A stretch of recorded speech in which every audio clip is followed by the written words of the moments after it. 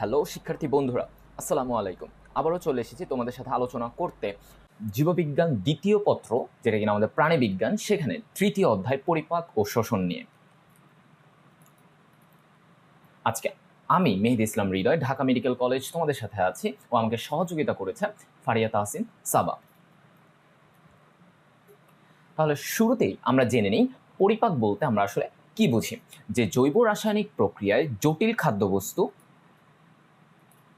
খাদ্যবস্তু বিভিন্ন হরমোন ও এনজাইমের প্রভাবে ভেঙে দ্রবণীয় সরল ও দেহকোষে গ্রহণীয় ক্ষুদ্র অণুতে পরিণত হয়, তাকে আমরা পরিপাক বলি। তার মানে একটা জটিল খাদ্যবস্তু সেটা যখন হরমোন বা এনজাইমের কারণে তোমার হচ্ছে এটা ভেঙে যাবে, ভেঙে ক্ষুদ্র অণুতে পরিণত হবে, সেই প্রক্রিয়াটাকে আমরা বলি পরিপাক। কারণ আমরা জানি আমাদের দেহ এত বড় বড় খাদ্য অণু সেটাকে গ্রহণ করতে পারে না, সে ছোট ছোট অণুগুলোকে গ্রহণ করতে পারে। এই কারণে এই ভাঙন প্রক্রিয়াকেই আমরা পরিপাক বলছি।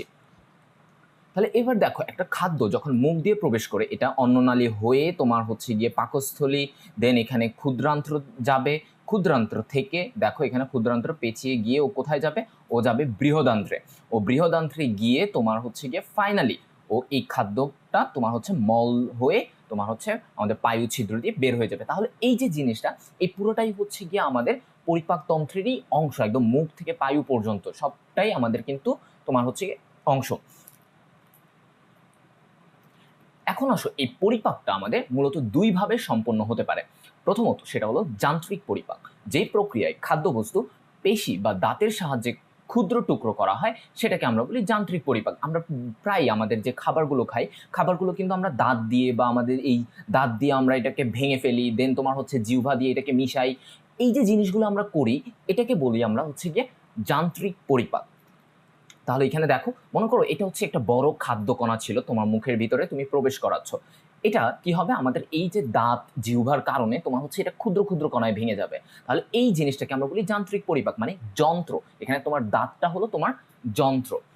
আচ্ছা, দ্বিতীয় যে ধরনটা সেটা হলো রাসায়নিক পরিপাক, যে প্রক্রিয়ায় ক্ষুদ্র বস্তুকণা এনজাইমের প্রভাবে দেহকোষে গ্রহণীয় উপাদানে পরিণত হয়, সেটাকেই আমরা বলি রাসায়নিক পরিপাক। মানে এখানে তোমার হচ্ছে গিয়ে এনজাইম এসে একটা বস্তুর উপরে কাজ করবে, একটা বস্তুর উপরে কাজ করে তোমার হচ্ছে গিয়ে সেটাকে দেহে গ্রহণীয় উপাদানে পরিণত করে ফেলবে। এখানে একটা ছবিটাদের মধ্যে দেখো, এটা একটা লম্বা কার্বোহাইড্রেট শিকল, মানে মনে করো তুমি ভাত খাচ্ছ বা তুমি রুটি খাচ্ছ, তো তোমার হচ্ছে এখানে লম্বা একটা কার্বোহাইড্রেট শিকল দেখা যাচ্ছে। এটাকে কেটে ক্ষুদ্র ক্ষুদ্র কণায় তোমার হচ্ছে এই এনজাইমটা, দেখো এখানে এই এনজাইমটা কেটে কেটে যে ক্ষুদ্র কণায় পরিণত করবে। এনজাইমকে, এটা একটা রাসায়নিক বস্তু। সো এই রাসায়নিক বস্তু দ্বারা যে পরিপাকটা সম্পন্ন হচ্ছে, যে ক্ষুদ্র করা হচ্ছে, সেটাকে আমরা বলি রাসায়নিক পরিপাক। এবার আসো আমাদের যে পৌষ্টিক তন্ত্র, আমরা জানি একটা তন্ত্র কি দিয়ে গঠিত হবে, অসংখ্য অঙ্গ নিয়ে গঠিত হবে। আর অঙ্গ কি নিয়ে গঠিত হবে, অঙ্গ গঠিত হবে তোমার হচ্ছে টিস্যু নিয়ে। আর টিস্যু কি নিয়ে গঠিত হবে, টিস্যু গঠিত হবে কোষ নিয়ে। তাহলে তোমার হচ্ছে গিয়ে এই পৌষ্টিক তন্ত্রকে আমরা বেসিক্যালি আগে দুইটা ভাগে ভাগ করবো, একটা হচ্ছে পৌষ্টিক নালী আর একটা হচ্ছে পৌষ্টিক তন্ত্র। আগে আমরা চলো পৌষ্টিক নালীটা নিয়ে জেনে আসি। পৌষ্টিক নালীর ভিতরে আমাদের কি কি অংশ আছে। প্রথমত মুখ ছিদ্র। মুখ ছিদ্রটা কোথায়, দেখো এটা আমাদের মুখ ছিদ্র, যেটা দিয়ে আমরা খাবারটাকে প্রবেশ করাই। দেন তোমার হচ্ছে মুখ গহ্বর, মানে মুখ ছিদ্রর পরে খাবারটা কোথায় যাবে, আমাদের যে মুখের যে গহ্বরটা ভিতরে আমাদের যে ফাঁকা জায়গাটা, সেটাকে বলছে মুখ গহ্বর। দেন তোমার হচ্ছে গলবিল, এই যে খাবারটা মুখ গহ্বরের পরে যে এখানে অংশটা থাকে, একদম আমরা হা করলে আমাদের পিছনে যে অংশটা দেখা যায় একদম, সেটাকে আমরা বলছি গলবিল। তারপরে তোমার হচ্ছে পাকস্থলী। তাহলে দেখো এখান থেকে তোমার হচ্ছে গিয়ে এই খাবারটা কি হয়, এই গলবিল থেকে তোমার হচ্ছে অন্ননালী হয়ে সে তারপরে কোথায় যাবে, পাকস্থলীতে যাবে। আচ্ছা, তারপরে পাকস্থলী থেকে এটা কোথায় যাবে, ক্ষুদ্রান্ত্রে যাবে। তাহলে দেখো এখান থেকে পাকস্থলী থেকে খাবারটা এসে এটা এই পেঁচানো এই ক্ষুদ্রান্ত্রে চলে যায়। ক্ষুদ্রান্ত্র থেকে খাবারটা কোথায় যাবে, দেন বৃহদান্ত্র। তাহলে এই যে দেখো, এটা হচ্ছে আমাদের বৃহদান্ত্র, এই যে একটু বড় আকৃতির, তাই না, এটা হচ্ছে আমাদের বৃহদান্ত্র। এবং তোমার হচ্ছে পায়ু ছিদ্র, বা যেটা তোমার হচ্ছে গিয়ে আমাদের মল ত্যাগের যে রাস্তা, যেটাকে বলা হচ্ছে পায়ু। আচ্ছা, তো এই যে একদম মুখছিদ্র থেকে পায়ু পর্যন্ত এই পুরোটাকে আমরা কি বলি, পৌষ্টিক নালী। এটা আমাদের পৌষ্টিক নালীর অংশ। এখন আমাদের দ্বিতীয়ত যে আরেকটা জিনিস, সেটা হচ্ছে পৌষ্টিক গ্রন্থি। আমি বলেছি আগেই, এই পৌষ্টিক গ্রন্থি এবং তোমার হচ্ছে এই পৌষ্টিক নালী, এই দুটো জিনিস মিলেই তোমার হচ্ছে আমাদের পৌষ্টিকতন্ত্র গঠিত হয়। তাহলে পৌষ্টিক গ্রন্থিটা কি, খেয়াল করো এখানে তোমার কি কি আছে। লালা গ্রন্থি, আচ্ছা, এই পৌষ্টিক গ্রন্থিগুলো কি কাজ করবে? পৌষ্টিক গ্রন্থিগুলো যে নিঃসরণটা ঘটাবে, যে তরল পদার্থ, যে এনজাইমগুলো ও বের করবে, সেই এনজাইমগুলো কিন্তু আমাদের রাসায়নিক পরিপাক মানে খাদ্যবস্তুকে রাসায়নিকভাবে পরিপাক করতে কিন্তু এই পৌষ্টিক গ্রন্থিগুলো ভূমিকা পালন করবে। তাহলে দেখো তোমার হচ্ছে লালা গ্রন্থি, এখানে দেখো তোমার হচ্ছে এই যে মুখের এখানে আমাদের 3 জোড়া লালা গ্রন্থি থাকে আমাদের মুখের 2 পাশে, ডান পাশে 3টা, বাম পাশে 3টা, এইভাবে। তারপরে যকৃত, এই যে আমাদের দেহের তোমার হচ্ছে গিয়ে ডান পাশে এই যে যকৃতটা থাকে, এটা হচ্ছে আমাদের যকৃত, ডান পাশে একদম মধ্যচ্ছদার নিচেই তোমার হচ্ছে যকৃতটা, অনেক বড় একটা অঙ্গ। দেন হচ্ছে অগ্নাশয়, অগ্নাশয়টা থাকে কোথায়? তোমার হচ্ছে এই যে পাকস্থলীর ঠিক উপরে, ঠিক আছে? এটা বাম দিক থেকে বাম দিক পর্যন্ত, তোমার বডির বাম মাঝখান থেকে একদম বাম দিক পর্যন্ত এটা বিস্তৃত থাকে। আচ্ছা, তারপর আসুন গ্যাস্ট্রিক গ্রন্থি। গ্যাস্ট্রিক গ্রন্থি কোথায় থাকে? এটা হচ্ছে এই পাকস্থলীর ভিতরে থাকে।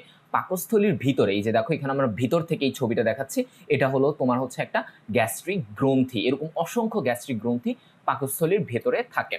আচ্ছা, তারপর হচ্ছে আন্ত্রিক গ্রন্থি। আন্ত্রিক গ্রন্থিটা কোথায়? এই যে এখানে ভিতরে ক্ষুদ্রান্ত্র দেখতে পাচ্ছ, এই ক্ষুদ্রান্ত্রের ভিতরেও অসংখ্য গ্রন্থি থাকে, যেটাকে আমরা বলছি আন্ত্রিক গ্রন্থি। আচ্ছা, এবার আসো আমাদের যে এই যে খাবারে কি কি উপাদান থাকে, সেই উপাদানগুলো নিয়ে কিন্তু আমাদের বিস্তারিত জানতে হবে। আমরা জানি আমাদের খাদ্য উপাদান তোমরা আগে পড়ে আসতে পারো, সেটা ছিল 6টি, কিন্তু নতুন কিন্তু একটি উপাদান যোগ হয়, যেটা হচ্ছে রাফেজ বলা হয়। আচ্ছা, সো আমাদের টোটাল খাদ্য উপাদান হচ্ছে 7টি বর্তমানে। আচ্ছা, খাদ্য উপাদানগুলো তোমার হচ্ছে কি কি, তাহলে আমরা প্রথমত জেনে আসি। শর্করা। তাহলে শর্করা, এই শর্করার কাজ কি? শর্করার কাজ হলো শক্তি উৎপাদন করবে। তাহলে আমাদের শক্তি যে উৎপাদন হয়, যেমন শর্করার উদাহরণ কি? গ্লুকোজ, ফ্রুক্টোজ, এই জিনিসগুলো হচ্ছে আমাদের শর্করা। তাহলে ওরা আমাদের শক্তি উৎপাদন করবে। দেন তোমার হচ্ছে গিয়ে এই শর্করাটা কোথায় পাওয়া যাবে? শর্করাটা পাওয়া যাবে তোমার হচ্ছে গিয়ে চাল, দেন হচ্ছে গিয়ে গম, যেটা দিয়ে আমরা তোমার হচ্ছে রুটি, আটা মানে বানানো হয়। দেন তোমার হচ্ছে আলু, আমরা প্রতিনিয়তই আমাদের বিভিন্ন খাবারের সাথে, আমরা তরকারির সাথে আলুটাকে ব্যবহার করি। তাহলে এই জিনিসগুলোর মধ্যে আমরা কি পাবো? শর্করা পাবো, যেটা আমাদের শক্তি যোগান দিবে। আচ্ছা, দ্বিতীয়ত তোমার হচ্ছে গিয়ে আমিষ। আমিষ কি কাজ করবে? আমিষ হচ্ছে দেহ গঠন করবে। দেহ গঠন করে, এই যে তুমি ছোট থেকে ধীরে ধীরে বড় হচ্ছ, এই গঠনের পিছনে, এই বৃদ্ধির পিছনে কে ভূমিকা পালন করবে? আমিষ ভূমিকা পালন করবে। আমিষের উৎসটা কোথায়? আমিষের উৎস হচ্ছে মাছ, মাংস, এগুলো। এবার আসো তোমার হচ্ছে কি স্নেহ পদার্থ, মানে তেল বা চর্বি, এই জিনিসটাকে আমরা বলি কি? স্নেহ পদার্থ। স্নেহ পদার্থের কাজ কি? দেহে তাপ তৈরি করা, তাপ তৈরি করা, ও এটাও কিন্তু তোমার হচ্ছে শক্তি তৈরিতে ভূমিকা পালন করে। মানে স্নেহ পদার্থ শক্তিও তৈরি করবে, আবার তোমার দেহে তাপও তৈরি করবে, তাপ শক্তিও তৈরি করবে। আচ্ছা, এই স্নেহ পদার্থ আমরা কোথায় পাবো? এটা হচ্ছে সয়াবিন তেলে পাবো, ঘিতে পাবো, এবং চর্বিতে পাবো। তার মানে এই সমস্ত খাবারে আমরা হচ্ছে গিয়ে স্নেহ পদার্থগুলো পাবো। সো আমরা কিন্তু প্রতিনিয়ত এই যে আমাদের তরকারি, বাসায় আমাদের তরকারি রান্না করা হয়, সেখানে কিন্তু আমরা এই সয়াবিন তেল ব্যবহার করি, দুধ থেকে ঘি তৈরি করা হয়, চর্বি, এই জিনিসগুলো কিন্তু আমরা প্রতিনিয়ত গ্রহণ করছি বিভিন্ন খাদ্যের সাথে। তারপরে আসো তোমার হচ্ছে ভিটামিন। ভিটামিন আমাদের কি কাজ করে? প্রথমত ভিটামিন আমাদের রোগ প্রতিরোধ ক্ষমতা বাড়ায়। এই যে মনে করো যে তুমি ভিটামিন এ যুক্ত খাবার খেলে তোমার কি হবে? রাতকানা রোগ হবে না। তোমার যদি ভিটামিন ডি যুক্ত খাবার খাও, তাহলে তোমার রিকেটস রোগটা হবে না। তাহলে এই জিনিসগুলো কিন্তু আমাদের জন্য কিছুটা গুরুত্বপূর্ণ। এই কারণে আমরা বলে থাকি যে ভিটামিন হচ্ছে আমাদের রোগ প্রতিরোধ ক্ষমতা বৃদ্ধি করে। তাহলে এই ভিটামিনটা এবার আমরা কোথায় পাবো? ডিমে পাবো। ডিমে প্রচুর ভিটামিন আছে, সব ধরনের ভিটামিন আমরা ডিমে পাবো এবং দুধে পাবো। এবং তোমার হচ্ছে এই যে মুরগির কলিজা বলো, গরুর কলিজা বলো, এই খাবারগুলোতে আমরা হচ্ছে গিয়ে পর্যাপ্ত পরিমাণে ভিটামিন পাবো। তাই আমরা সাধারণত দেখবা তোমরা তোমার হচ্ছে গিয়ে এই যে কলিজা, দুধ, ডিম, এই জিনিসগুলো শিশুদেরকে মায়েরা একটু বেশি খাওয়ায়। কেন? কারণ এখানে প্রচুর ভিটামিন, আর শিশুদের কিন্তু রোগ আক্রান্ত হওয়ার অনেক সম্ভাবনা থাকে, এই কারণে এগুলো বেশি বেশি খাওয়ায়। আচ্ছা, তারপর হচ্ছে খনিজ লবণ। খনিজ লবণ কি কাজ করবে? খনিজ লবণ হচ্ছে দেহের বিভিন্ন প্রক্রিয়ায় সাহায্য করে। মানে একটা প্রক্রিয়ায় সাহায্য করবে, মানে তোমার হচ্ছে গিয়ে মনে করো তোমার রক্তে পানি ধারণ করে রাখা, তারপরে পেশি সংকোচন, এখানে ক্যালসিয়াম আয়ন ভূমিকা পালন করে। দেন তোমার হচ্ছে দেহের যত প্রক্রিয়া হয় সেখানে খনিজ লবণের কোনো না কোনো ভূমিকা থাকেই। আচ্ছা, তো তোমার হচ্ছে এই খনিজ লবণ এটা আমরা কোথায় পাবো? ফল, শাক, সবজি, কলিজা, এগুলোতে আমরা পাবো খনিজ লবণ। পানি সকল দ্রব্য দ্রবীভূত করে পরিবহন করে। মানে তোমার হচ্ছে পানি আমাদের সকলে, এই যে রক্ত বলো, খাবার, রক্তে কি থাকে, পানি থাকে, তারপরে তোমার হচ্ছে এই যে আমাদের পুষ্টি উপাদানগুলো, খাবারের পুষ্টি উপাদানগুলো, এটাকে পরিবহন করে নিয়ে যায় কি, যে রক্তের পানির মধ্যে এটা দ্রবীভূত হয়ে পরিবাহিত হয়। আচ্ছা, রাফেজ হচ্ছে ক্যান্সার প্রতিরোধে কাজ করে, মানে বিভিন্ন কোলন, আমাদের বৃহদান্ত্রের যে ক্যান্সারগুলো সেটা প্রতিরোধ করতে এই রাফেজ খাবারগুলো তোমার হচ্ছে প্রতিরোধ করে। তাহলে রাফেজ বা এটাকে বলা হয় ডাইটারি ফাইবার, তোমার হচ্ছে কি এই রাফেজ যে উপাদানটা আমরা কোথায় পাবো? আচ্ছা, এটা পাবো আমরা দেখো শাকসবজিতে পাবো, ফলের খোসা, বিভিন্ন ফলমূল, এগুলোতেও আমরা কিন্তু তোমার হচ্ছে কি রাফেজ উপাদানটা পাবো। তাই আমাদের এই শাকসবজি, ফল এগুলো কিন্তু খাওয়া উচিত, কারণ এটা আমাদের ক্যান্সার প্রতিরোধ বা পরবর্তী অনেক রোগ থেকে মুক্তি লাভ করতে বা প্রতিরোধ করতে কাজ করে। এবার আসো আমরা আমাদের মুখ গহ্বরের ভিতরে অংশ নিয়ে জানবো। প্রথমত জিহ্বা। তো তোমার হচ্ছে জিহ্বার হচ্ছে কি আমাদের কি, এটা একটা স্বাদ গ্রহণ করতে পারে, খাবারটাকে নাড়াচাড়া করতে পারে। মুখে যে খাবারটাকে নাড়াচাড়া করো, কার মাধ্যমে করো? এই জিহ্বার মাধ্যমে করো। তাহলে তোমার হচ্ছে গিয়ে এই জিহ্বার স্বাদ গ্রহণ কোন অংশ দ্বারা তুমি হচ্ছে গিয়ে জিহ্বার কোন স্বাদটা গ্রহণ করছো, মানে আমাদের খাবারের কোন স্বাদটা তুমি গ্রহণ করছো। প্রথমত দেখো অম্লতা। আমরা কোথা দিয়ে গ্রহণ করি? পশ্চাৎ ভাগের পার্শ্ব দিকে, মানে পেছনের দিকে, এই যে পার্শ্ব, এই যে দেখো এখানে মার্ক করা আছে, এটা হচ্ছে আমাদের অম্লতার জন্য, এই যে কমলা কালারের এই মার্কিংটা, ঠিক আছে, এটা হচ্ছে আমাদের অম্লতা। দেন তোমার হচ্ছে মিষ্টতা কোথায় পাবো আমরা? অগ্রভাগে, এই যে অগ্রভাগে, এখানে পাবো আমরা হচ্ছে কি মিষ্টতা, মানে মিষ্টির স্বাদটা আমরা এখানে পাবো। দেন তোমার হচ্ছে তিক্ততা, মানে তেতো স্বাদটা কোথায় পাবো? একদম জিহ্বার পশ্চাৎ ভাগে, এখানে দেখো সবুজ অংশ দিয়ে দেখানো হচ্ছে, তোমার হচ্ছে কি এটা হচ্ছে তিক্ততার স্বাদ, মানে তিতা যে কোনো কিছু হলে আমরা এই পিছনের এই অংশ দিয়ে স্বাদটা গ্রহণ করতে পারি। এবং ফাইনালি তোমার হচ্ছে লবণাক্ততা, লবণ হয়েছে কিনা, এই জিনিসটা আমরা কোথা দিয়ে গ্রহণ করি? অগ্রভাগের পার্শ্ব দিকে, মানে জিহ্বার অগ্রভাগের এই যে সাইডের এই অঞ্চলগুলো, তোমার হচ্ছে এই যে দেখো এখানে নীল কালার করা অংশ, মানে সাইডের এই অংশগুলো দিয়ে আমরা হচ্ছে গিয়ে তোমার অগ্রভাগ এই লবণাক্ত স্বাদটা গ্রহণ করি। আচ্ছা, এখন আসলে একটা ইম্পর্টেন্ট তথ্য আমাদের জানা লাগবে, সেটা হচ্ছে স্বাদ গ্রহণে ব্যাঘাত ঘটে যে রোগ হয় এর নাম ডিসজিউসিয়া। সো এটা তোমাদের অনেক রেফারেন্স বইয়ে, তোমার হচ্ছে গিয়ে এটা আলিম স্যারের বইয়ে বা তোমার হচ্ছে মাজেদা বেগমের ম্যামের তোমার হচ্ছে বইয়ে, সেখানে এই জিনিসগুলো পাওয়া যায়। সো স্বাদ গ্রহণে ব্যাঘাত ঘটে যে রোগ হয়, মানে স্বাদটা তুমি গ্রহণ করতে পারছো না, সেটাকে আমরা বলি ডিসজিউসিয়া। আচ্ছা, তারপরে আসো তোমার হচ্ছে দাঁত নিয়ে। 4 রকমের দাঁত পাওয়া যায়। তাহলে তোমার হচ্ছে 4 রকমের দাঁত কি কি? ইনসিসর, ক্যানাইন, প্রিমোলার ও মোলার। তাহলে এই 4টা ধরনের দাঁত তোমার কিন্তু নামটা মনে রাখা উচিত। তাহলে চলো দেখে আসি ইনসিসর দাঁত কোনটা, ক্যানাইন কোনটা, মোলার কোনটা, এগুলো। তাহলে এটা হচ্ছে আমাদের মনে করো উপরের পাটি, এটা নিচের পাটি, ঠিক আছে, এভাবে করে। আচ্ছা, সো এখন দেখো তোমার হচ্ছে এই যে দুই পাশের থেকে, এই যে সামনের দিকে যে আমাদের 2টো করে দাঁত থাকে, এখান দিয়ে 2টা, এখানে 2টা, এভাবে করে এই দাঁতটাকে আমরা বলি ইনসিসর। ক্যানাইন কোনটাকে বলছি? এই যে এই পাশে একটা চোখা ধারালো একটা দাঁত থাকে, সেটাকে আমরা বলছি ক্যানাইন। দেন তোমার হচ্ছে প্রিমোলার, এটা কাকে বলে? এই যে দেখো এখানে তোমার হচ্ছে কি প্রিমোলার দাঁতটা দেখা যাচ্ছে আমাদের। তারপরে ক্যানাইনের পরে যে 2টা চওড়া দাঁত থাকে, এটাকে প্রিমোলার বলে। আর একদম মাড়ির একদম পেছনে তোমার হচ্ছে কি যে দাঁতগুলো থাকে, সেটাকে আমরা বলি মোলার দাঁত। বুঝতে পারছো ব্যাপারটা? আচ্ছা, এবার আসো দন্ত সংকেত। মানে আমি তো বললাম যে ইনসিসের দাঁত থাকে, ক্যানাইন দাঁত থাকে, প্রিমোলার দাঁত থাকে ও মোলার দাঁত থাকে। তাহলে এই যে দন্ত সংকেত, মানে প্রতিটা পাশে, মানে তোমার হচ্ছে এটা যদি আমরা একে তোমাদেরকে বুঝাচ্ছি, তাহলে তোমাদের জন্য ইজি হবে।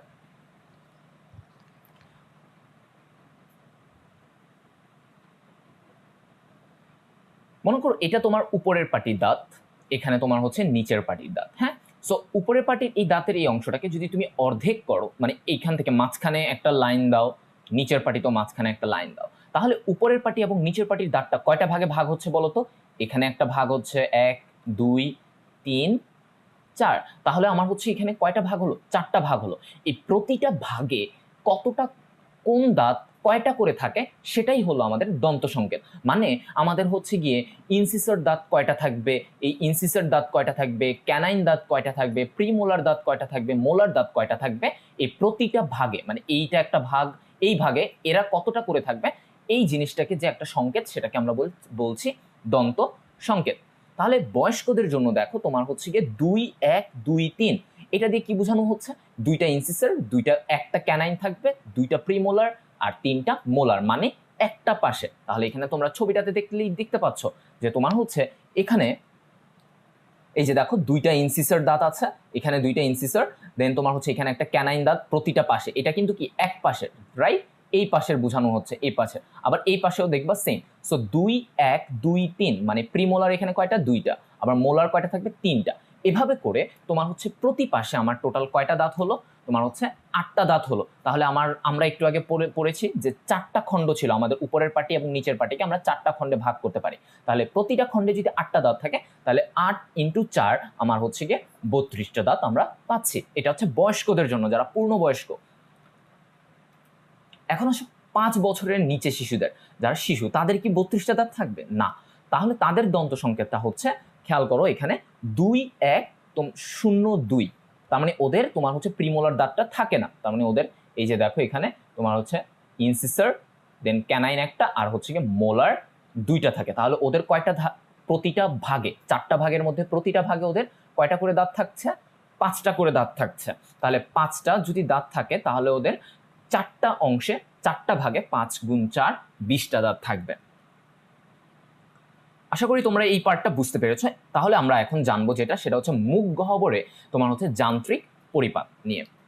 আচ্ছা, সেটা হলো দেখো তোমার হচ্ছে মুখ গহ্বরে যান্ত্রিক পরিপাকটা কিভাবে হয়। তুমি একটা খাবার খাচ্ছ, প্রথমত তোমার হচ্ছে দাঁত দ্বারা বড় খাদ্য কণাকে ক্ষুদ্র কণায় ভাগ করা হয়। তোমার দাঁতগুলো দিয়ে তুমি মনে করো একটা বিস্কুট খাচ্ছ, এই বিস্কুটটাকে, বড় বিস্কুটটাকে কিন্তু তুমি আগে দাঁত দিয়ে ছোট ছোট টুকরা করবা। দেন তোমার হচ্ছে গিয়ে এই ক্ষুদ্র কণা লালার সাথে মিশে বোলাসে পরিণত হয়। তাহলে তারপরে এই ক্ষুদ্র কণাটা তোমার হচ্ছে গিয়ে লালার সাথে মিশবে এবং এটা একটু নরম হয়ে যায়, স্লিপারি হয়ে যায়, এটাকে বলা হয় বোলাস।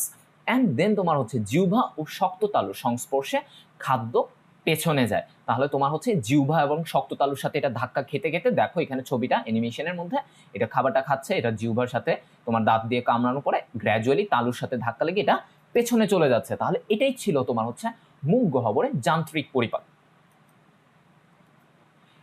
তারপরে আসো আমরা এবার যেটা জানবো, মুখ গহ্বরে আমাদের কি থাকে? লালা গ্রন্থি থাকে। কয়টা লালা গ্রন্থি থাকবে? আমাদের 3 জোড়া লালা গ্রন্থি থাকে। তাহলে 3 জোড়া লালা গ্রন্থির মধ্যে আমরা জানবো ওদের লোকেশন, ওদের কোথায় ওদের অবস্থানটা থাকে। প্রথম যে গ্রন্থি, লালা গ্রন্থি, সেটা হচ্ছে প্যারোটিড গ্রন্থি। মানে তোমার হচ্ছে 3 জোড়া থাকে, তার মানে এক জোড়া তোমার বাম পাশে, আরেক জোড়া মানে তোমার হচ্ছে একটা করে, প্রতিটা জোড়ার একটা করে ডান পাশে থাকবে, একটা করে বাম পাশে থাকবে। তাহলে আমরা এক পাশ দিয়ে এখানে দেখাচ্ছি, তাহলে এটা যদি মনে করো ওর বাম পাশ হয়, তাহলে ডান পাশেও সেম অবস্থানে তোমার হচ্ছে এই গ্রন্থিগুলো অবস্থিত। তাহলে প্রথমত প্যারোটিড গ্রন্থি, এটা কি সবচেয়ে বড় ও কানের নিচে অবস্থিত। এটা সবচেয়ে বড়, দেখো আকারে অনেকটা বড়, এবং এটা কোথায় অবস্থিত? তোমার হচ্ছে এই যে কানের নিচে, এখানে দেখো নীল অংশটা, এটা হচ্ছে কানের নিচে অবস্থিত প্যারোটিড গ্রন্থি। দেন তোমার হচ্ছে সাবম্যান্ডিবুলার, এখানে কথাটা খেয়াল করো, সাবম্যান্ডিবুলার মানে তোমার হচ্ছে ম্যান্ডিবলের নিচে। ওকে, মানে ম্যান্ডিবলটা আমরা চিনি আমাদের চোয়ালের এই যে নিচের যে অংশটা, যেটা আমাদের প্রতিনিয়ত আমরা খাবারের সময় নাড়াতে পারছি, নিচের যে অস্থিটা ম্যান্ডিবল বলা হয়। এই যে এই অস্থিটা, এখানে যে আমাদের এখানে যে অস্থিটা থাকে ম্যান্ডিবল। সো এই ম্যান্ডিবলের নিচে এখানে যে গ্রন্থিটা থাকে, এটাকে বলা হচ্ছে সাবম্যান্ডিবুলার গ্রন্থি। এই যে খেয়াল করো এটা। অ্যান্ড তোমার হচ্ছে সাবলিঙ্গুয়াল গ্রন্থি, জিহ্বার নিচে যেটা অবস্থান করে। এই যে এটা আমাদের জিহ্বা ছিল, এটা জিহ্বা ছিল এখানে, আর জিহ্বার নিচে এই গ্রন্থিটা খেয়াল করো, তোমার হচ্ছে সাবলিঙ্গুয়াল গ্রন্থি। সাবলিঙ্গুয়াল, লিঙ্গুয়াল শব্দটার মানে হচ্ছে, লিঙ্গুয়ার মানে হচ্ছে জিহ্বা। ওকে, সো সাব মানে নিচে, তার মানে জিহ্বার নিচে যে গ্রন্থি, সেটাকে আমরা সাবলিঙ্গুয়াল গ্রন্থি বলছি। এবার আসো এই লালা গ্রন্থি থেকে আমাদের কি বের হবে? লালা রস বের হবে, বা যেটাকে আমরা বলছি স্যালাইভা। তো তোমার হচ্ছে গিয়ে একটা সুস্থ মানুষ দৈনিক 1200 থেকে 1500 মিলিলিটার লালা ক্ষরণ করে। আচ্ছা, এটা কিন্তু গুরুত্বপূর্ণ তথ্য তোমাদের জন্য। এবার আসো লালা রসের উপাদান কি কি থাকে? আমাদের লালা রসের উপাদানগুলো আমাদের এমসিকিউ এর জন্য একটু গুরুত্বপূর্ণ, আমরা এগুলো একটু জেনে নিব। পানি থাকে সবচেয়ে বেশি, আমরা জানি লালাতে পানি বেশি থাকে 95.5%। দেন তোমার হচ্ছে কোষীয় উপাদান কি কি থাকে? এখানে কিছু ব্যাকটেরিয়া থাকে, কিছু এপিথেলিয়াল কোষ থাকে। আচ্ছা, দেন তোমার হচ্ছে গিয়ে এপিথেলিয়াল কোষ মানে কি? আবরণী কোষ। আচ্ছা, দেন তোমার হচ্ছে যে গ্যাস থাকে, গ্যাসে কি কি, কোন কোন গ্যাস থাকবে? অক্সিজেন থাকবে, নাইট্রোজেন থাকবে, কার্বন ডাই অক্সাইড থাকবে, এই গ্যাসগুলো থাকবে। অজৈব পদার্থ থাকবে, যেমন sodium chloride, potassium chloride, calcium carbonate. So এই অজৈব পদার্থগুলো আমাদের এই লালারসে থাকে। দেন জৈব পদার্থও থাকে। জৈব পদার্থ যেমন কি কি থাকে? এনজাইম থাকে। এনজাইমটা কি? এই যে টায়ালিন এনজাইম থাকে। টায়ালিন এনজাইমের কাজ আমরা একটু পরে পড়বো। দেন ব্যাকটেরিওলাইটিক মানে তোমার হচ্ছে যেটা ব্যাকটেরিয়া ধ্বংস করতে পারে। দেন মিউসিন থাকে। মিউসিনের কাজ কি? মিউসিনের কাজ হচ্ছে খাদ্যকে পিচ্ছিল করে ফেলা হচ্ছে আমাদের মিউসিনের কাজ। তাহলে আমরা এটা জেনে রাখবো যে মিউসিনের কাজ হচ্ছে খাদ্যকে পিচ্ছিল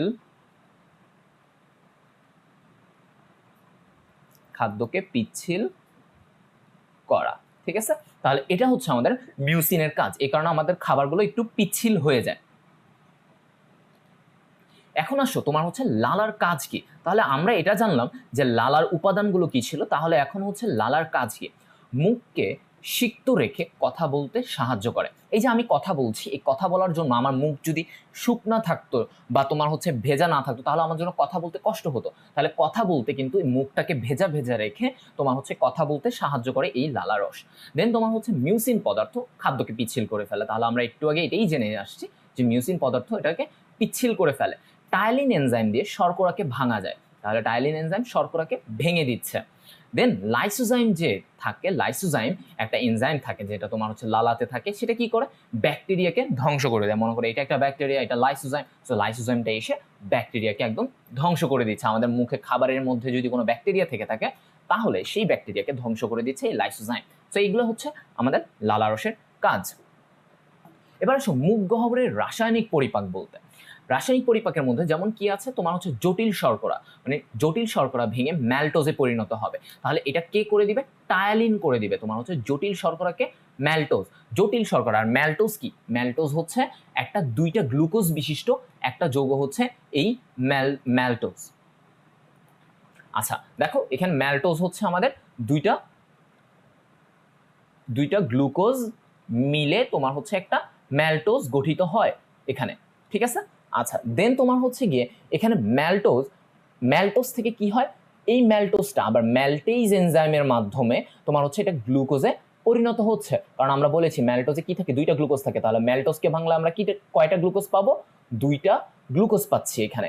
আচ্ছা এভাবে করে কিন্তু তোমার হচ্ছে মুখ গহ্বরে পরিপাকটা হলো। এখন খেয়াল করো, মুখ গহ্বরে আমিষ ও চর্বি পরিপাক করার এনজাইম নেই বলে এখানে এদের পরিপাক হয় না। তাহলে ওদের এখানে কি হয় না? আমিষ ও চর্বির পরিপাক হয় না, কারণ ওদের এখানে ওই এনজাইমগুলো নেই। তার মানে ওর এখানে শুধুমাত্র কার পরিপাক হবে? এখানে শুধু শর্করার পরিপাক হয়। ওকে, আচ্ছা মুখ গহ্বরে আমাদের কোনো আমিষ ও চর্বির পরিপাক হবে না। মুখ থেকে খাদ্য অন্ননালীতে পৌঁছায় ও পেরিস্টালসিস প্রক্রিয়ায় পাকস্থলীতে পৌঁছায়। তাহলে দেখো আগে মুখ থেকে এটা খাদ্যটা অন্ননালীতে যাবে, অন্ননালী থেকে দেন তোমার হচ্ছে এই যে এখানে খাদ্যটা অন্ননালীতে আসলো, এখান থেকে অন্ননালী আসলো, অন্ননালী থেকে খাবারটা কোথায় যাবে? এখান থেকে তোমার হচ্ছে গিয়ে এটা এই পাকস্থলীর এখানে চলে আসবে। তাহলে এটা হচ্ছে গিয়ে ওর খাবারটা আসার প্রক্রিয়া। কিন্তু এখন আমাদেরকে যেটা একটু জানতে হবে সেটা হলো এই যে পেরিস্টালসিস প্রক্রিয়া, এই পেরিস্টালসিস প্রক্রিয়া কি জিনিস? তাহলে চলো আমরা পরের স্লাইডে এটা জেনে আসি। এখন তোমার হচ্ছে পেরিস্টালসিস কাকে বলে? পেরিস্টালসিস বলা হয় যে ক্রমাগত অনৈচ্ছিক পেশির সংকোচনের কারণে খাদ্যবস্তু অন্ননালী দিয়ে পরিবাহিত হয় তাকে পেরিস্টালসিস বলে। দেখো ক্রমাগত মানে একবারের পর এটা থেমে থাকবে না, এটা বারবার হতেই থাকবে। অনৈচ্ছিক পেশির, অনৈচ্ছিক মানে কি? যার উপরে তোমার ইচ্ছা নাই, তুমি কিন্তু চাইলেই তোমার অন্ননালীর সংকোচন বা প্রসারণকে তুমি আটকায় রাখতে পারবা না, রাইট? সো তোমার হচ্ছে কি এই কথা দিয়ে এটাই বোঝানো হচ্ছে যে এটা বারবার হতেই থাকবে এবং এটা অনৈচ্ছিক, তোমার ইচ্ছার ছাড়া তোমার হচ্ছে কি পেশির সংকোচনের কারণে খাদ্যবস্তু অন্ননালী দিয়ে পরিবাহিত হয়। ওকে, অন্ননালী দিয়ে পরিবাহিত হচ্ছে তাকে পেরিস্টালসিস প্রক্রিয়া বলে। তাহলে এই জায়গাটায় খেয়াল করো তোমরা, সেটা হচ্ছে যে খাদ্যটা আসলো, এসে এখানে আবার নিচে গেল, এটা সংকোচন হলো, সংকোচন দিয়ে চাপ দিল, খাবারটা এখানে চলে আসলো, এই অংশটা প্রসারিত হলো, রাইট? আবার এই অংশটা দেখবা এখন সংকুচিত হচ্ছে, ও সংকোচন হলো, আবার সামনের অংশটা প্রসারিত হয়ে গেল, তাহলে খাবারটা এখান থেকে এখন এখানে চলে আসলো। তাহলে এই যে এভাবে সংকোচন হচ্ছে আবার প্রসারণ হচ্ছে করে, এইভাবে দেখো আমাদের খাবারটা ছিল উপরে, এখানে ছিল খাবারটা, সংকোচন করে করে ওকে একদম নিচে পাঠায় দিচ্ছে। তাই এই যে সংকোচন করে ওকে একদম অন্ননালী পর্যন্ত পাকস্থলী পর্যন্ত পাঠিয়ে দেওয়া, এটাকে আমরা বলছি পেরিস্টালসিস প্রক্রিয়া। খাদ্য অন্ননালী দিয়ে গলাধরকরণ করতে সমস্যা যে হয়, মনে করো তোমার খাবার গিলতে কষ্ট হচ্ছে, তোমার যাচ্ছে না, সেই রোগটা বা সেই সমস্যাটাকে আমরা বলি ডিসফেজিয়া। ওকে, এটা এমসিকিউ এর জন্য গুরুত্বপূর্ণ, মাথায় রেখে দিবে। আচ্ছা, কারণ আমি এই রোগগুলো তোমাদেরকে একটু করে বলে দিই, কারণ হচ্ছে যে তুমি যদি জুওলজি পড়ো আর একটু যদি রোগ নিয়ে না জানো তাহলে কিন্তু এটা অসম্পূর্ণ থেকে যাবে। সো এই কারণে তোমাদেরকে এটা নিয়ে বলা। আচ্ছা, এবার সব পাকস্থলী। পাকস্থলী নিয়ে আমরা জানবো। পাকস্থলীটি কি? পাকস্থলীটি ডায়াফ্রামের নিচে উদরের উপরের অংশে অবস্থিত, প্রায় 30 সেন্টিমিটার লম্বা ও 15 সেন্টিমিটার চওড়া বাঁকানো থলির মতো অংশ। তাহলে এটা কোথায় থাকে? আমাদের মধ্যচ্ছদা বা ডায়াফ্রামের নিচে এবং উদরের উপরের অংশে থাকে এই পাকস্থলী, এবং এটা মূলত আমাদের বাম পাশে থাকে। ওকে, একটু বাম পাশে থাকে, এটা ডান পাশে থাকে না। সো তোমাদের এই পজিশনগুলো একটু জানা উচিত। আচ্ছা, তো তোমার হচ্ছে যে এখানে দেখো ওর অংশগুলো আমরা একটু জানবো। সেটা হলো প্রথমত যে অংশে অন্ননালী উন্মুক্ত হয় তাকে আমরা বলি কার্ডিয়া। মানে এই যে দেখো অন্ননালীটা যে অংশ দিয়ে এই প্রবেশ করতেছে, এই যে এই অংশটা, এটাকে আমরা কি বলছি? কার্ডিয়া বলি এটাকে। আচ্ছা, কেন কার্ডিয়া বলি? কারণ এই অংশটার সাথে হৃৎপিণ্ড এভাবে লাগানো থাকে। ওকে, এই অংশটার সাথে, কারণ উপরে আমাদের হৃৎপিণ্ড থাকে, এটার উপরে হৃৎপিণ্ড থাকে। সো এই হৃৎপিণ্ডটার একটা অংশ এটার সাথে একটু লাগানো থাকে, এই কারণে হৃৎপিণ্ডকে আমরা কি বলি? কার্ডিয়াক বলি। আমরা হৃৎপিণ্ডের সাথে কিন্তু আমাদের কার্ডিয়া ওয়ার্ডটা কিন্তু যায়, এই কারণে এই নামটা হয়ে গেছে, এই অংশের নাম কার্ডিয়া। আচ্ছা, তার মানে এই প্রথম অংশের নাম আমরা জানলাম কার্ডিয়া। তারপরে কার্ডিয়ার বাম পাশে পাকস্থলী প্রাচীর যা গম্বুজাকার ধারণ করে। এই যে এখানে দেখো একটা গম্বুজের মতো একটা অংশ তৈরি হচ্ছে, এটাকে বলি আমরা ফান্ডাস। ওকে, ডান অবতল ও বাম উত্তল কিনারা যথাক্রমে ছোট ও বড় বাঁক বলা হয়। তাহলে দেখো ডান অবতল ও তোমার হচ্ছে গিয়ে বাম উত্তল। ডান অবতল মানে এই অংশটা, এখানে তোমার হচ্ছে এই অংশ, এই যে ছোট এই অংশটা দেখা যাচ্ছে, এটাকে আমরা বলি তোমার হচ্ছে ছোট বাঁক। এই যে এখান থেকে দেখো এই যে বাঁকটা দেখা যাচ্ছে এখানে, দেখছো এই বাঁকটা, এই বাঁকটাকে আমরা বলি হচ্ছে, এখান থেকে এই বাঁকটাকে আমরা বলছি ছোট বাঁক। ওকে, এটা হবে ছোট বাঁক। এই অংশটাকে আমরা বলছি ছোট বাঁক। আর বড় বাঁক কোনটা? এই যে দেখো এখানে কি বলছে? বাম উত্তল, রাইট? উত্তল, তার মানে এটা দেখো এই, আর এই যে তোমার হচ্ছে ডান অংশের এটা বলা হচ্ছিল অবতল। তাহলে এই যে অবতল অংশ, এটা হচ্ছে অবতল অংশ, আর এটা হচ্ছে উত্তল অংশ, রাইট? এটা হচ্ছে উত্তল অংশ। তাহলে এই উত্তল অংশটাকে বলা হয় বড় বাঁক, এটাকে বলা হচ্ছে বড় বাঁক। আর এই যে অবতল অংশ, এটাকে বলা হচ্ছে ছোট বাঁক। আচ্ছা, দেন তোমার হচ্ছে যে অংশটি ডিউডেনামে উন্মুক্ত হয়েছে তা পাইলোরাস নামে পরিচিত। তাহলে দেখো তোমার হচ্ছে এখানে ডিউডেনামে উন্মুক্ত হয়েছে, সেটাকে পাইলোরাস বলছি। তাহলে কোনটা? এখান থেকে শুরু হয়, এই অংশটা থেকে শুরু হয় আমাদের ডিউডেনাম। তাহলে পাকস্থলীর দেখো এই যে এই অংশটা, এটা কি? ডিউডেনামে প্রবেশ করছে, রাইট? এটা ডিউডেনামে প্রবেশ করছে, তাই এই অংশটাকে আমরা বলি পাইলোরাস। আচ্ছা, কার্ডিয়াক ও পাইলোরিক অংশে একটি করে বৃত্তাকার পেশি বলয় আছে। বলয় দুটি যথাক্রমে কার্ডিয়াক ও পাইলোরিক স্ফিংক্টার নামে পরিচিত। এই জিনিসটা একটু খেয়াল করো। মানে তোমার হচ্ছে এটা যদি আমি একটা, মনে করো তোমার একটা পাকস্থলী একে দেখাচ্ছি এরকম করে, খেয়াল, এই যে এখানে তোমার হচ্ছে এটা একটা, ধরে নাও এটা একটা পাকস্থলী এখান থেকে। ওকে, সো এখানে এই অংশটার নাম আমরা কি বলছিলাম? কার্ডিয়া। এই কার্ডিয়ার এখানে একটা স্ফিংক্টার থাকে। স্ফিংক্টারটা কিরকম জিনিস আমি তোমাদেরকে একটু বুঝাই। মনে করো এটা একটা টিউব। ওকে, এটা একটা টিউব। তোমাদের বই স্ফিংক্টার নিয়ে বিস্তারিত নাই, বাট আমি বলে দিচ্ছি, খেয়াল করো, এটা বুঝবা, এটা বুঝার জিনিস। মনে করো এটা একটা টিউব, আর এটা হচ্ছে স্ফিংক্টারটা হচ্ছে এটার চারপাশে একটা রিং এর মতো। যেই রিংটা যদি সংকোচন হয় তাহলে এই টিউবটা একটু বন্ধ হয়ে যায়, আর এটা যদি প্রসারিত হয় তাহলে টিউবটা এরকম, এটা যদি প্রসারিত হয় তাহলে টিউবটা এরকম খুলে যায়, আর যদি সংকুচিত হয় তাহলে এটা বন্ধ, এই টিউবটা বন্ধ হয়ে যায়। মানে মনে করো যে একটা বস্তু, খাবারটা এখান থেকে এখানে আসবে কিনা সেটা নিয়ন্ত্রণ করে থাকে এই স্ফিংক্টার। তাহলে অন্ননালী দিয়ে খাবারটা এই পাকস্থলীতে কখন আসবে, কি পরিমাণে আসবে সেটা নিয়ন্ত্রণ করে দেয় এখানে থাকা কার্ডিয়াক স্ফিংক্টার। এখানে থাকা কার্ডিয়াক, দেখো কারণ এটা কার্ডিয়াতে থাকে এই কারণে এটার নাম হয়ে গেছে কার্ডিয়াক স্ফিংক্টার। এই স্ফিংটারটা কি করবে, খাবারটাকে নিয়ন্ত্রণ করবে। ও সংকোচন করলে খাবারটা ঢুকবে না, আর ও যদি প্রসারিত হয় তাহলে খাবারটা ভেতরে প্রবেশ করবে, ও জায়গা করে দিবে খাবার। সেম এখানেও পাইলোরিক স্ফিংটার, দেখো এখানে পাইলোরিক স্ফিংটারটা কি, এই যে খাবারটা পাকস্থলী থেকে যদি এই ডিউডেনামে যেতে চায় তাহলে এখানে একটা স্ফিংটার থাকে এরকম, যেটা কিনা তোমার হচ্ছে গিয়ে এটাও তো একটা টিউবের মতো না, খাবারটা এখান থেকে যেতে থাকলে ও এটাকে আটকায় দিবে, বা যখন খাবারটা ওর যখন মনে হবে যে খাবারটা এখন যেতে দেওয়া উচিত তখন ও তোমার হচ্ছে গিয়ে এটাকে যেতে দিবে। সো এভাবে করে তোমার হচ্ছে গিয়ে স্ফিংটারগুলো কাজ করে। এবার পাকস্থলীতে যান্ত্রিক পরিপাক নিয়ে আমরা জানবো। পাকস্থলীতে যান্ত্রিক পরিপাকের মধ্যে আমাদের কি আছে, প্রথমত পাকস্থলী HCl ক্ষরিত করে, যেটা জীবাণু ধ্বংস করে থাকে আমাদের। দেন মসৃণ পেশির 3টি স্তর থাকে। পাকস্থলীর যে পেশি দিয়ে তৈরি, এটা তো একটা তোমার হচ্ছে অনৈচ্ছিক পেশি দিয়ে তৈরি, তাহলে এই অনৈচ্ছিক পেশির 3টে স্তর থাকে, যাদের সংকোচনে খাদ্য একটা পেস্টের মতো পরিণত হয়ে যায়, একটা পেস্ট টিউব। আমরা হচ্ছে গিয়ে তোমার যে টুথব্রাশের যে টুথপেস্টটা ব্যবহার করি সেরকম একটা পেস্টে পরিণত হয়ে যায়। দেখো এখানে একটা খাবার প্রবেশ করলো, আসলো, এটা সংকোচন প্রসারণের কারণে পাকস্থলী, দেখো এটা একদম একটা পেস্টে পরিণত হয়ে গেল, আসছিল খণ্ড খণ্ড হয়ে, এটা একদম একটা পেস্টে পরিণত হয়ে এটা তোমার চলে গেল ডিউডেনামে বা ক্ষুদ্রান্ত্রে চলে যাচ্ছে।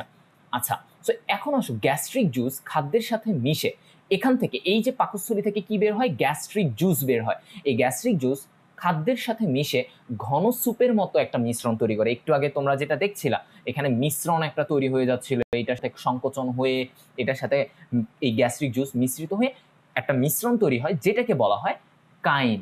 ওকে, তো পাকস্থলীতে যে খাবারটা থাকে, খাবারটা তোমার হচ্ছে গিয়ে গ্যাস্ট্রিকের সাথে জুসের সাথে মিশে একটা পরিণত হয় যে অবস্থায়, সেটাকে আমরা কি বলছি, কাইম বলছি। এই যে এটা হচ্ছে একটা কাইম পাকস্থলীর ভিতরে, দেখো এটাকে বলছি আমরা কাইম। ওকে, দেন এই যে পাকস্থলীর ভিতরে আমাদের কি থাকে, আমরা একটু আগে বললাম গ্যাস্ট্রিক জুস বের হয়। তাহলে গ্যাস্ট্রিক জুসকে কে বের করে, গ্যাস্ট্রিক জুসকে বের করবে গ্যাস্ট্রিক গ্রন্থি। গ্যাস্ট্রিক গ্রন্থি, খেয়াল করো গ্যাস্ট্রিক গ্রন্থি কি, পাকস্থলীর ভেতরে প্রাচীরে, ভেতরের যে প্রাচীর পাকস্থলী, সেখানে মিউকোসা হচ্ছে ওর সবচেয়ে ভেতরের স্তরটাকে আমরা বলি মিউকোসা। এই মিউকোসা স্তরে ক্ষুদ্র অসংখ্য গর্ত দেখা যায়, ওইখানে অনেকগুলো গর্ত দেখা যায় যদি মাইক্রোস্কোপ দিয়ে অবজার্ভ করা হয়। তাহলে ওই গর্তটাকে আমরা কি বলি, গ্যাস্ট্রিক পিট বলি। পিট মানে কি, গর্ত। ওকে, ইংরেজিতে পিট মানে একটা গর্ত, সো গ্যাস্ট্রিক পিট বলা হয়। গ্যাস্ট্রিক ওয়ার্ডটার মানে কি বুঝায়, পাকস্থলীকে বুঝায়, সবসময় এটা খেয়াল করবা। ওকে, আমরা বলি না গ্যাস্ট্রিকের ব্যথা মানে কি, পাকস্থলী সংক্রান্ত ব্যথা। আচ্ছা, সো এই গ্যাস্ট্রিক পিটে তোমার কি থাকে, গ্যাস্ট্রিক গ্রন্থি থাকে। এই গ্যাস্ট্রিক গ্রন্থি থেকে যে রসক্ষরণ হয়, মানে এই গ্যাস্ট্রিক গ্রন্থি, আমরা জানি গ্রন্থি সব সময় রসক্ষরণ করে, সেটাকে আমরা বলি গ্যাস্ট্রিক জুস। এখানে দেখো এটা একটা তোমার হচ্ছে গ্যাস্ট্রিক গ্রন্থির নমুনা। এই যে গর্তটা দেখা যাচ্ছে এখানে, দেখো এই যে এটা ফাঁকা জায়গা, এটা গর্ত, এটাকে বলা হচ্ছে গ্যাস্ট্রিক পিট। আচ্ছা, সো এই যে এখানে কোষগুলো দেখা যাচ্ছে, এগুলো হচ্ছে এই একটা কোষগুলো মিলেই একটা গ্যাস্ট্রিক গ্রন্থি তৈরি হয়। তাহলে এখানে কি কি উপাদান থাকে, এই গ্যাস্ট্রিক জুসের মধ্যে আমার কি কি উপাদান থাকে আমরা সেটা জেনে নেব। পানি থাকে সবচেয়ে বেশি, 99.45% তোমার হচ্ছে পানি থাকে এই গ্যাস্ট্রিক জুসের মধ্যে, এবং অজৈব উপাদান থাকে কিছু, হাইড্রোক্লোরিক অ্যাসিড থাকে, সোডিয়াম ক্লোরাইড থাকে, পটাশিয়াম ক্লোরাইড থাকে, এগুলো থাকে কিছু অজৈব পদার্থের মধ্যে। এবং জৈব পদার্থের মধ্যে আমার কি থাকে, মিউসিন থাকবে। মিউসিন কি, একটা পিচ্ছিল পদার্থ থাকবে যেটা এখান থেকে বের হয়, এবং এনজাইম থাকবে, এই এনজাইমটা খাদ্য পরিপাকে সহায়তা করে। আচ্ছা, এবং তোমার হচ্ছে ইন্ট্রিনজিক ফ্যাক্টর অফ ক্যাসল, এই জিনিসটা থাকবে। আচ্ছা, এবার আসো তোমার হচ্ছে গ্যাস্ট্রিক, এই যে তোমার হচ্ছে গ্রন্থি, এই গ্রন্থির মধ্যে কি কি কোষ থাকে সেটা আমাদের একটু জানতে হবে। যেমন অক্সিনটিক কোষ থাকে, এখানে খেয়াল করো এটা হচ্ছে একটা অক্সিনটিক কোষ। তাহলে অক্সিনটিক কোষটা এখানে দেখা যাচ্ছে, এই যে গ্রন্থি, এটার মধ্যে বিভিন্ন ধরনের কোষ থাকে। তাহলে এই অক্সিনটিক কোষ কি কাজ করবে, এটা হাইড্রোক্লোরিক অ্যাসিড উৎপন্ন করবে, এবং এই কোষটাকে আমরা প্যারাইটাল কোষও বলে থাকি। তাহলে এই প্যারাইটাল কোষ বা অক্সিনটিক কোষ থেকে আমরা হাইড্রোক্লোরিক অ্যাসিড পেয়ে থাকি। তারপরে তোমার আসো মিউকাস কোষ, এখানে মিউকাস কোষ দেখতে পাচ্ছ, এই যে এখানে লেবেল করা আছে মিউকাস কোষ। এই মিউকাস কোষ থেকে আমার কি বের হবে, পিচ্ছিল মিউকাস তৈরি হবে।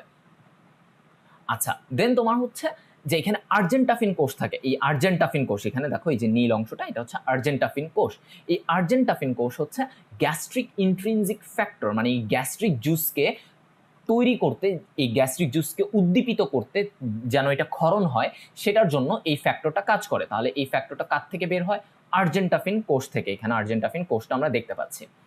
তারপর আসলে জাইমোজেনিক কোষ। জাইমোজেনিক কোষ কি কাজ করবে? এই যে এখানে জাইমোজেনিক কোষ, এই বেগুনি অংশটা, এটা কাজ হচ্ছে যে এটা নিষ্ক্রিয় পেপসিনোজেন, এটা একটা এনজাইম, এবং এই এনজাইমটা কি নিষ্ক্রিয়। তাহলে এই নিষ্ক্রিয় পেপসিনোজেন এনজাইমকে তোমার হচ্ছে উৎপন্ন করবে, এবং এই জাইমোজেনিক কোষকে আমরা চিফ কোষও বলে থাকি। এবার আসলে HCl কিভাবে তৈরি হয়? HCl তৈরি হয় প্রধানত, এখানে একটা গঠন দেখানো আছে ছবিটার মধ্যে দেখতে পারো। সেটা হচ্ছে, প্রথমত দেখো এখানে পানি ও কার্বন ডাইঅক্সাইড মিলে H2CO3 তৈরি হয়, মানে কার্বনিক অ্যাসিড তৈরি হচ্ছে। এখানে দেখো কার্বনিক অ্যাসিড তৈরি হচ্ছে।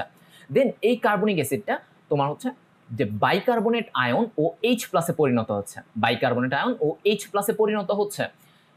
এই H+ আয়ন বা হাইড্রোজেন আয়ন কোষের বাইরে নিঃসৃত হচ্ছে, এই যে এটা কোষের বাইরে চলে যাচ্ছে, ঠিক আছে, এটা বাইরে চলে যাচ্ছে।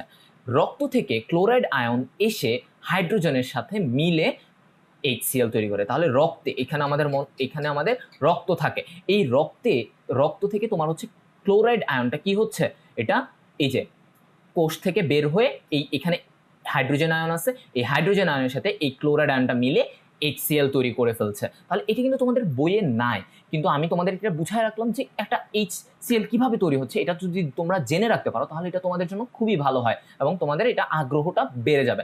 এখন এখানে আরেকটা কথা, যে ক্লোরাইড আয়ন কেন ভিতরে ঢুকতেছে, কারণ এই যে বাইকার্বনেট আয়নটা, এটা একটা নেগেটিভ আয়ন। তাহলে এই যে নেগেটিভ বা ঋণাত্মক আয়নটা এটা বাইরে বের হয়ে যাচ্ছে। তাহলে ও যখন বাইরে মানে রক্তে চলে আসতেছে, তখন রক্ত কি করবে, যে তুমি আমাকে একটা নেগেটিভ আয়ন দিচ্ছ, আমিও তোমাকে একটা নেগেটিভ আয়ন দিয়ে দিব। তখন রক্ত এই ক্লোরাইড আয়নকে ছেড়ে দেয়, এই ক্লোরাইড আয়ন তারপরে H+ সাথে মিলে HCl তৈরি করে।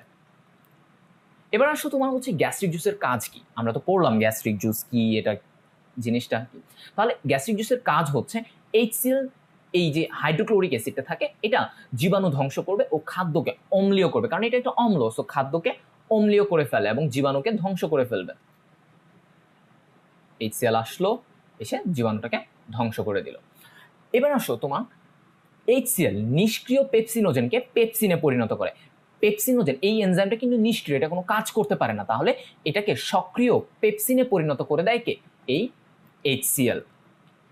HCl Fe3+ কে Fe3+ ফেরিক আয়নকে ফেরাস আয়ন Fe2+ আয়নে পরিণত করে লৌহ শোষণে কাজ করে। মানে এই লৌহ, এটা আমাদের একটা খনিজ উপাদান, এটা কিন্তু আমাদের খুবই দরকার।